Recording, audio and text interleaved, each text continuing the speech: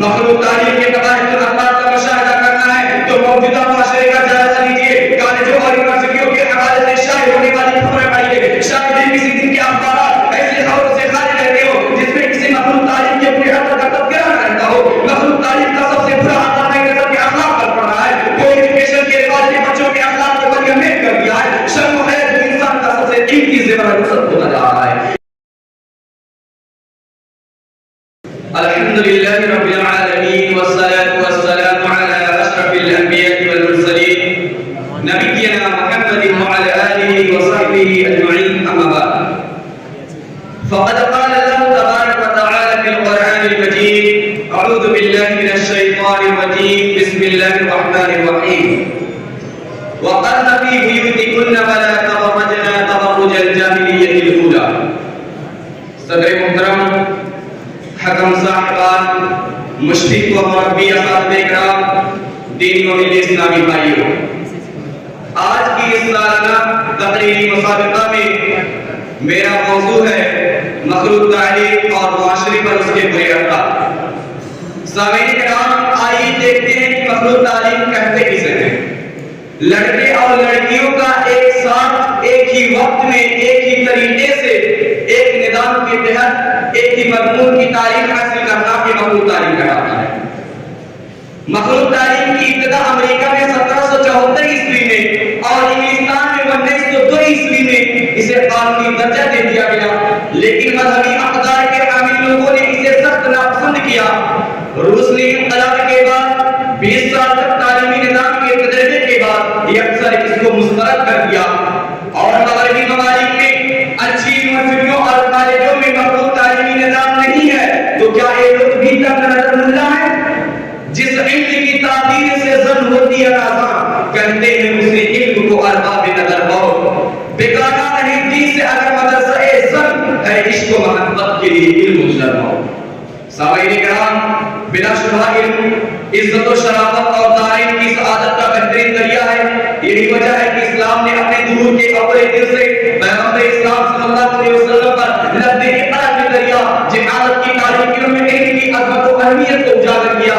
یہ بھی حقیقت ہے کہ کسی بھی قوم کو مجموعی طور پر دین سے روشناس کرانے، تہذیب و ثقافت سے بیان کرنے، خصائل جمیلہ سے مزین کرنے میں اس قوم کی خواتین کا اہم اساسی کردار ہوتا ہے۔ ماضی گود قوم کے نوجوانوں کا اولین مدرسہ ہے، اس لیے شروع ہی سے جس طرح اسلام نے مردوں کو تعلیم کی آزادی دی ہے اسی طرح خواتین کو بھی آزادی دی ہے، اور دین اسلام خواتین کے تمدنی معاشرتی اور ملکی حقوق کے ساتھ ساتھ نہ صرف تعلیمی حقوق کو تسلیم کرتا ہے بلکہ عملی سطح پر انہیں ادا کرنے کا بھی حد سے زیادہ اہتمام کرتا ہے، اور دین اسلام مرد و زن کی تعلیم و تربیت کے حدود و حدود بھی مقرر کرتا ہے، اور اسلامی شریعت نے مرد و زن کے اختلاط سے منع کیا ہے اور نہایت سختی سے منع کیا ہے۔ ارشاد باری تعالیٰ ہے وَقَرْنَ فِي بُيُوتِكُنَّ وَلَا تَبَرَّجْنَ تَبَرُّجَ الْجَاهِلِيَّةِ الْأُولَىٰ، اپنے گھروں میں ٹھہری رہو، جس طرح زمانے جاہلیت میں اظہار تجمل کرنے کی اس طرح زینت نہ دکھاؤ، اور فرمایا یا ایھا النبی قل لأزواجک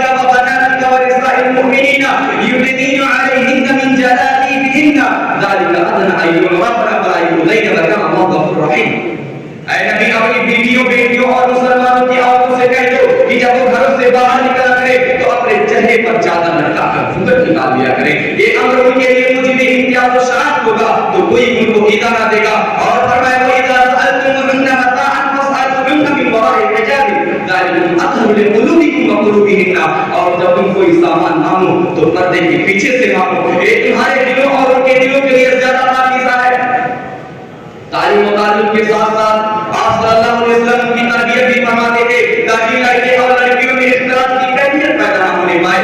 ایک مرتبہ آپ صلی اللہ علیہ وسلم نے مردوں اور عورتوں کو خلط کر دیکھا تو آپ نے عورتوں کو مخاطب ہو کے فرمایا پیچھے ہٹ جاؤ، تمہارا بیچ راستے میں چلو، منافق نہیں لگے راہ چلا کرو۔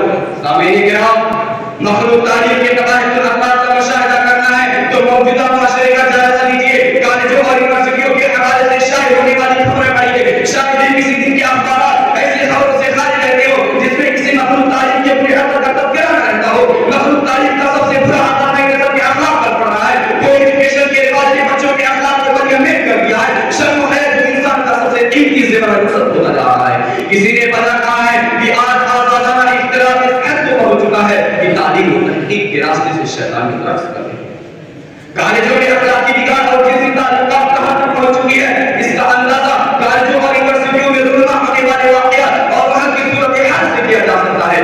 سامعین کرام، مخلوق تعلیمی ماحول نے ہمارے معاشرے میں بھی گرل فرینڈ اور بوائے فرینڈ کی روایت کو عام کیا ہے. ابھی اس قدر عام ہو چکی ہے کہ 5 سال کے بچے بھی ایک دوسرے سے پوچھتے ہیں کہ تمہارا گرل فرینڈ یا بوائے فرینڈ کون ہے.